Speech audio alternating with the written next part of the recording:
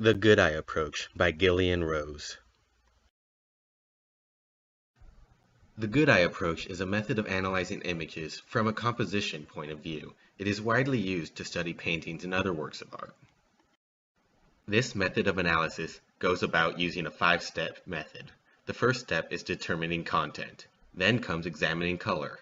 Then the critic looks at spatial organization. Next is lighting. And finally, expressive content. Now, to go into more depth on each topic. Content is the simplest of the 5. It simply asks, what is the image of? Who's in it? Where's the scene taking place? What's going on? Next is color. The first step is easy. What colors are used in the image? Now you have to look at saturation, or the purity of the colors. Are they vivid, or are they washed out? Also, what is the value of the picture? In other words, are they darker or closer to black, or are the colors lighter and wider? After all that, then you have to see how all the colors interact. Do they shift your gaze around the picture, or do they emphasize one certain thing? Now, spatial organization. This is pretty simple. How is everything organized in the visual? Are they clumped together, or is it sparse or spread out? Also, like color, does the organization cause you to see one certain thing? Is there a main focus to the picture? Are there connections or a flow to the picture from the way it's all set up? Lighting is often overlooked, but very important. Is there any specific lighting going on in the picture? What does the lighting highlight? Or just importantly, what does it not highlight? Furthermore, what kind of lighting is it? Is it a natural or synthetic light? Is it a harsh light, or does it create a soft tone? And finally, expressive content. This one's a little bit harder to grasp because it's not exactly about the composition of the image. Here we're asking, what emotion, tone, or feeling does the picture have? Connected to that, what kind of emotions does it make you feel? Are they similar to the ones the picture's trying to convey, or are they aberrant? Now all of this together gives us a breakdown of what the picture is about, its function, and how it achieves said function. Earlier I stated that this is usually done in art critiques, but it can also be used to study the advertisements we see in everyday life.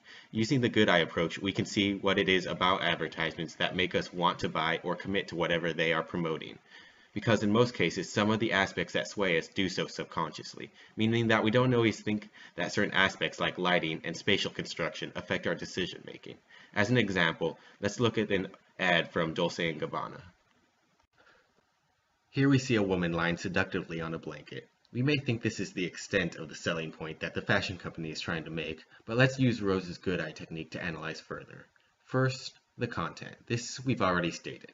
A woman in a white dress laying down on a leopard print blanket. Easy enough. Now how about color? There are a lot of different aspects here. Most notably, though, are the vivid red lipstick and fingernails. They contrast all the other colors in the picture, and that causes them to be a visual focal point. More so, the leopard print backdrop causes the woman in general, who is clad in a bright white dress, to stand out. Also, the leopard print adds an exotic and intriguing aspect to the photo. Now, spatial organization. Here there is only one object, the woman in the center, who is obviously the main focus. But what is interesting is the angle in which we see her. We are looking down on her, like we are in control and she is at our mercy. This dominant angle gives us a feeling of power and further sexualizes her. There isn't much noticeable lighting in this picture, but there does seem to be some lighting that highlights her blonde hair, which makes you focus on her face and lips even more than we already have been. The lips being the visual symbol for the sexualized female. This type of imaging is used metonymously throughout popular culture nowadays.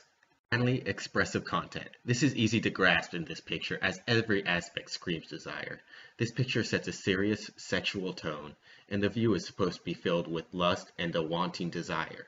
And this wanting desire for the woman, or to be the woman, D&G hopes, will direct you to want their products. Be seen that very often in advertisement, what you see and comprehend at the surface isn't always the only persuasive aspect of that image.